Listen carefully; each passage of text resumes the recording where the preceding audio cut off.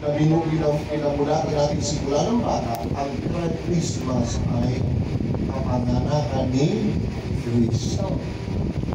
At sapagkat siniselebrate ang alaala ngayon ng kapanganakan ni Kristo, mga kaibigan, sabihin ko sa inyo, napakahalaga ng pagpapito ni Kristo, magabat sa Diyos ay katawan pa.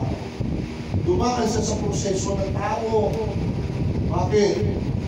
Sapagkat kinakailangan niya na ang tao'y tubusin mula sa kasalanan. And that is the mission of Christmas, ng Christmas. The mission of Christmas is to what? To redeem, tubusin ang kasalanan ng tao sa lupa. And that is Christmas. Pero sasabihin ko sa inyo, mga kaibigan ko namin at kabalaan, itong Christmas na ito ay balik ang naiuusan. Instead na alalahanin natin ang pagkamatay at pagkabuhay ni Kristo, kaya siya na pa rito para tubusin tayo sa kasalanan, nagkamali ngayon ang mga ninuno natin sa pagkaunawa ng selebrasyon ng Christmas. Ano ang nakikita natin pagka-selebrasyon ng Christmas? Sino sineselebrate natin ng Christmas? Hindi Jesus Christ. Si Santa Claus. Hindi ba? Punta ka sa grocery, tawin mga babae, ano suot-suot ka na? Naka-Santa Claus sila. Nasaan ang Kristo? Punta ka sa department store, may naka-display na Santa Claus.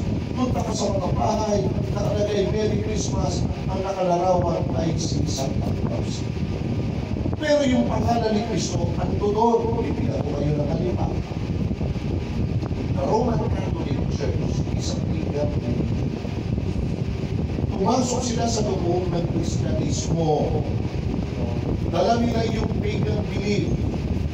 Alam niyo ba kung sino yung sineselebrate ng December 25? This is not Jesus Christ. This is the birth of Amos.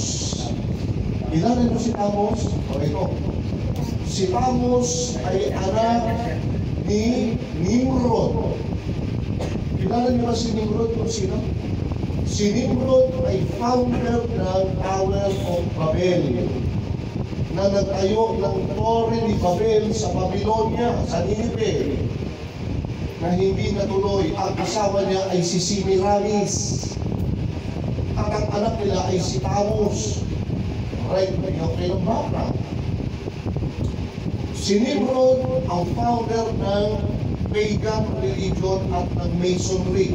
Alam niyo yung Mason? Di ba meron mga Mason? Freemasonry, siya ang impact niyan. Ang mga Freemasonry, yung mga sa construction at mga Mason. Pero ngayon, ang Mason na yun, di ba? Presidente, mga senador, mga matataas na tao na ngayon, miyembro. Hindi na yung mga Mason. Alright, siya ang founder niyan.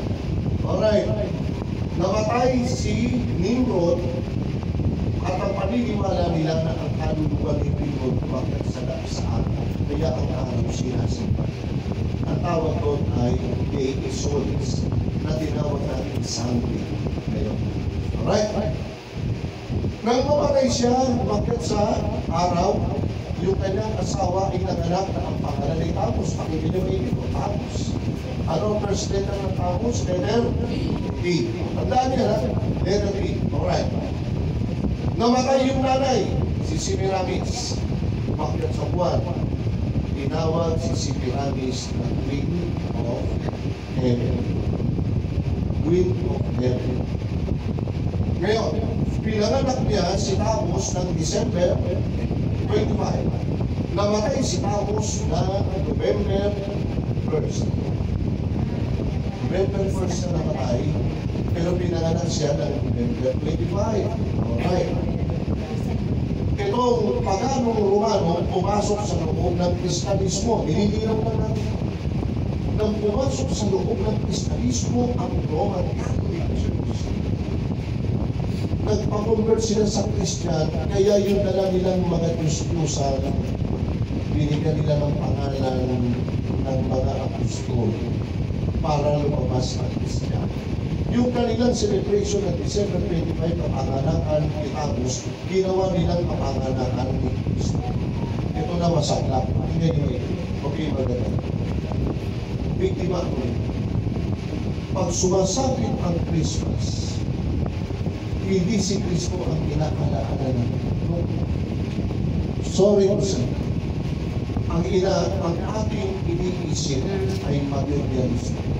Kailangan may bago kami, sapatos, pupunta ang grocery, ano yung iluluto namin sa December 25, bibili ako ng maraming anak, mag-iinuman kami, kasi December 25, o-order mo ng video game, magkakatahan kami, mag-iinuman kami.